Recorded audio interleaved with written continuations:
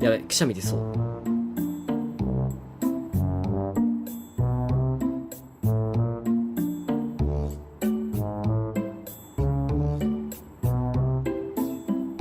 うわー待って、うわー待って、だるすぎる。